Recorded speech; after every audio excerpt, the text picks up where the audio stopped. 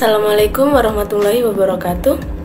Halo, perkenalkan, nama saya Habibatul Hanan dengan NIM D03219009. Saya berasal dari Lampung, mahasiswa aktif semester 5, jurusan Manajemen Pendidikan Islam, Fakultas Tarbiyah dan Keguruan, Universitas Islam Negeri Sunan Ampel, Surabaya.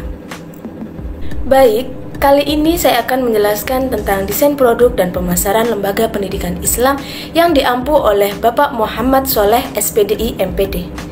Tetapi, sebelum saya menjelaskan tentang desain produk dan pemasaran LPI, saya akan menjelaskan secara singkat apa sih manfaat menjadi mahasiswa jurusan Manajemen Pendidikan Islam. Manajemen Pendidikan Islam menjadi pilihan jurusan yang bisa kamu pilih di Fakultas Agama Islam.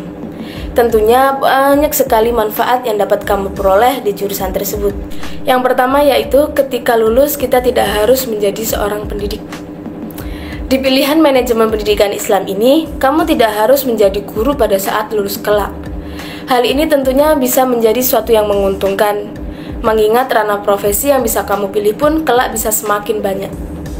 Di satu sisi, kamu akan bisa memilih profesi yang lebih menantang daripada menjadi tenaga pendidik itu, yakni bagaimana pengelolaan dan manajemen pendidikan Islam yang baik untuk keberlangsungan jangka panjang. Yang kedua yaitu mengasah critical thinking. Memiliki kemampuan critical thinking atau berpikir secara kritis tidak bisa diterapkan dengan sembarangan. Ada ilmu yang harus dipelajari, di mana kamu hanya bisa mengetahui lebih dalam dengan berkuliah di jurusan Manajemen Pendidikan Islam. Dari sinilah kamu akan terus memperoleh kemajuan yang signifikan dalam hal berpikir secara taktis dan juga kritis. Hal ini tentunya bisa menjadi bekal yang sangat baik pada saat kamu memasuki dunia kerja kelak. Manfaat selanjutnya yaitu belajar manajemen di dunia pendidikan. Belajar manajemen di dunia pendidikan membuat kamu semakin mendalami kemampuan di bidang manajemen itu sendiri, khususnya dari segi perencanaan, pengelolaan, pengawasan pendidikan. Hal ini penting agar proses berjalannya pendidikan itu sendiri akan bisa berlangsung dengan signifikan. Hal ini yang akan benar-benar membuat pola pikir semakin berkembang dan kamu bisa sigap dan cepat dalam mengatasi suatu problematika itu sendiri. Manfaat selanjutnya yaitu jurusan ini adalah jurusan yang eksekutif dan minim pesaing. Tentunya banyak orang berbondong-bondong memiliki jurusan yang bersifat teknis dan terlalu umum. Tapi bagaimana dengan manajemen? Tentunya jika memilih manajemen pendidikan Islam, kamu akan bisa memperoleh keuntungan, di mana salah satunya adalah memberikan kemudahan untuk kuliah di jurusan yang minim pesaing. Selain itu, di prospek kerja di depan kelak, pesaing yang dihadapi juga tidak terlalu banyak. Manfaat yang selanjutnya yaitu bukan menjadi micro teaching tapi menjadi micro leading. Beberapa dari kamu mungkin sudah paham tentang konsep tersebut. Micro teaching yaitu lebih fokus pada pembelajaran, sedangkan micro leading lebih berfokus pada pengelolaan yang lebih baik. Dari sinilah penerapan yang maksimal dan tepat yang bisa diperoleh mahasiswa manajemen pendidikan Islam. Kamu akan memperoleh materi yang benar-benar disiapkan untuk fungsi manajerial di lembaga pendidikan. Nah, itu tadi beberapa manfaat yang kamu peroleh jika memilih jurusan Manajemen Pendidikan Islam. Selanjutnya, saya akan memaparkan materi desain produk dan pemasaran lembaga pendidikan Islam. Selamat menyaksikan. Dalam materi kali ini, saya akan menjelaskan tentang pengertian pengembangan produk baru, dasar-dasar produk baru, dan cara pengembangan produk baru. Materi yang pertama yaitu tentang pengertian pengembangan produk baru. Pengembangan produk baru adalah salah satu cara agar konsumen tidak merasa bosan dengan produk yang kita miliki sekarang. Karena adanya inovasi yang dikeluarkan oleh perusahaan, sehingga produk yang dimiliki memiliki keunggulan pesaing. Pengembangan produk baru ini sangat penting bagi keberhasilan bisnis dalam jangka panjang. Seperti dalam strategi atau proses yang dimiliki oleh perusahaan dalam mengembangkan produk, memperbaiki produk lama, atau memperbanyak kegunaan produk ke segmen pasar yang ada. Dengan asumsi pelanggan menginginkan unsur-unsur baru mengenai produk.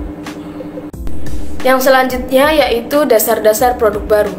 Dasar-dasar produk baru adalah strategi yang dilakukan perusahaan untuk melakukan inovasi baru terhadap produk yang lama. Dasar-dasar ini perlu dipertimbangkan sebelum melakukan pengembangan produk baru.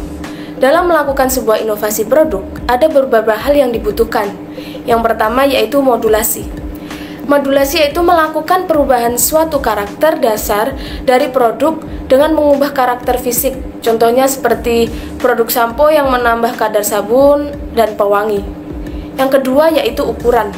Melakukan perubahan pada volume dari produk tersebut. Contohnya seperti makanan ringan yang menambah kemasan lebih banyak, yang tadinya 500 gram menjadi 600 gram. Yang ketiga yaitu kemasan. Melakukan perubahan dalam kemasan untuk mengubah perspektif konsumen mengenai produk tersebut agar sesuai dengan yang diinginkan. Contohnya coklat Nestle dengan berbagai tipe macam kotak, rasa, dan bentuk yang sama untuk pendistribusian coklat dalam hal kotak kecil, sederhana, dan terbuat dari kertas yang dijual di kios. Sedangkan ada juga kotak kertas rapi jauh lebih besar dijual di pasaran swalayan. Yang keempat yaitu desain. Melakukan perubahan desain pada kemasan produk. Namun untuk kemasan dan ukuran tetap sama. Contoh banyak inovasi dari peralatan dapur. Dari tahun ke tahun hanya melakukan perubahan warna dan desain. Yang kelima yaitu komplement. Melakukan perubahan dengan menambahkan jumlah bahan baru di dalam produk. Contohnya seperti roti yang ditaburi gula, keju, coklat susu, seperti itu. Yang terakhir yaitu pengurangan upaya. Yang dimaksud pengurangan upaya yaitu melakukan pengubahan dengan menentukan upaya dan biaya dari produk. Contohnya parfum yang mahal dari perusahaan ternama memutuskan untuk mengeluarkan parfum dengan harga yang lebih rendah agar dapat dijangkau oleh konsumen tingkat menengah ke bawah. Yang terakhir yaitu cara pengembangan produk baru. Pengembangan produk baru yang begitu dinamis membuat perusahaan-perusahaan selalu melakukan penelitian untuk menentukan produk baru yang dibutuhkan oleh konsumen. Pengembangan produk baru bukanlah proses yang mudah ataupun singkat. Berikut beberapa cara mengembangkan produk baru. Yang pertama yaitu sumber ide. Langkah pertama yaitu sumber ide yang didapat dengan cara pengumpulan ide-ide untuk mengembangkan suatu produk baru. Dengan menggunakan faktor eksternal, dengan mengumpulkan informasi di pasar dan masyarakat sekitar. Yang kedua yaitu concept development. Proses selanjutnya yaitu menentukan.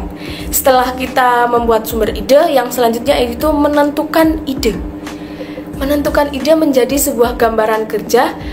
Salah satu analisis yang harus dilakukan yaitu melihat potensi bahan baku yang akan digunakan. Gunanya agar mengurangi resiko kesulitan serta kendala dalam mencari bahan baku. Analisis yang ketiga yaitu analisis pasar dan diferensiasi produk. Analisis pasar dan diferensiasi produk harus dilakukan sebelum pengembangan produk. Hal ini dilakukan seperti melihat desain yang akan digunakan, merek, kemasan, serta harga dan ukuran produk yang akan dikembangkan. Menganalisis produk dan pasar mulai dari penentuan target pasar, pesaing pasar, dan pasar saat ini. Analisis yang keempat yaitu analisis bisnis.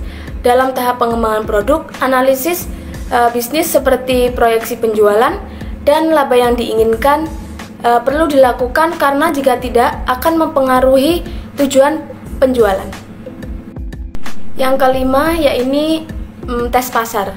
Produk baru yang telah dibuat harus melewati uji pasar termasuk strategi pemasaran untuk memastikan bahwa produk tersebut diterima oleh target pasar sesuai segmen pasar yang telah dibidik. Dan analisis yang terakhir yaitu launching. Pada tahap ini, perusahaan telah memiliki keyakinan untuk mendapatkan imbal balik sesuai apa yang telah ditargetkan saat memperkenalkan produk perusahaan. Bisa menggunakan beberapa cara saat launching, yaitu memberikan voucher pembelian atau melakukan promo-promo event. Nah, itu tadi beberapa penjelasan tentang desain produk dan pemasaran lembaga pendidikan Islam, serta beberapa manfaat yang diperoleh jika kalian masuk jurusan manajemen pendidikan Islam. Sekian dari saya, semoga bermanfaat, sehat selalu, salam sejahtera. Assalamualaikum warahmatullahi wabarakatuh. Sampai jumpa.